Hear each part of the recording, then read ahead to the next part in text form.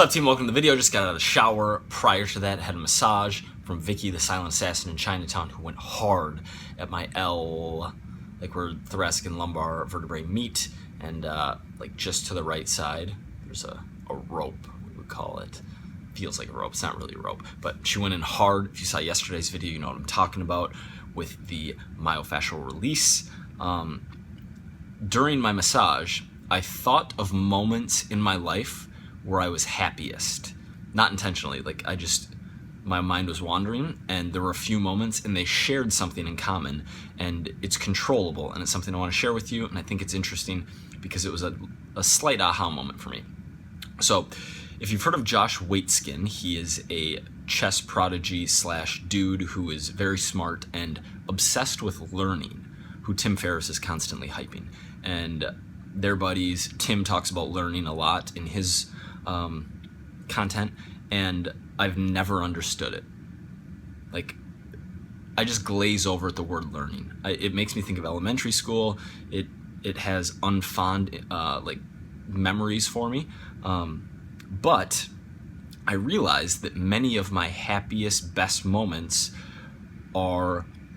occurred through doing something difficult, through doing something new, something I wasn't familiar with, getting better at it, and like experiencing a moment through learning, which is really interesting to me. The first that came to mind was like being in a situation that was, I don't know, there was a little bit of adrenaline. I snuck into this girl's house. She knew I was sneaking in. Her parents didn't know I was sneaking in. We were in the basement, like hooking up on a beanbag chair in high school, like, and it was a first type of moment. Another related to poker was the first time that I took, this isn't going to make sense to 97% of you, but the 3% will appreciate it.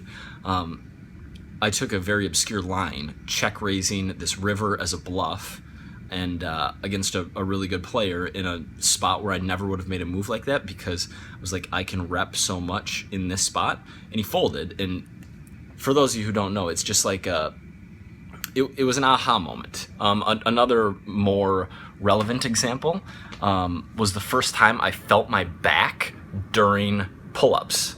Historically, I just super bicep dominant. Like my shoulders would internally rotate a lot on all pulling movements, horizontal and vertical, and I never really felt my back when pulling for many years. I remember the first time in college when like I really felt my lats on an overhand grip pull-up, and I was like, wow, that's awesome. Like, that's what I'm supposed to be doing on this move. But at this point in my life, when it comes to fitness, we're always learning, but I'm not in overdrive, right? I'm not trying to learn Olympic lifting moves that I'm not familiar with. I'm not trying to like get really good at something new. So I'm thinking about other areas of my life and adding things, hobbies essentially, just to add more of that new learning, fun experience. I have an idea of what it might be, but I have a few ideas and I don't want to share it until I actually do it. So I'll let you know when I decide, but it's something I want to share. I think it's relevant for everyone. I think it's always, you know, a few vlogs back when I was walking down the street and that random dude was like the video. I talked about my conversation with Andy Morgan, if you're not growing, you're dying, even if it's just like slightly going up, because if you're not slightly going up and you're maintaining, you're actually falling off.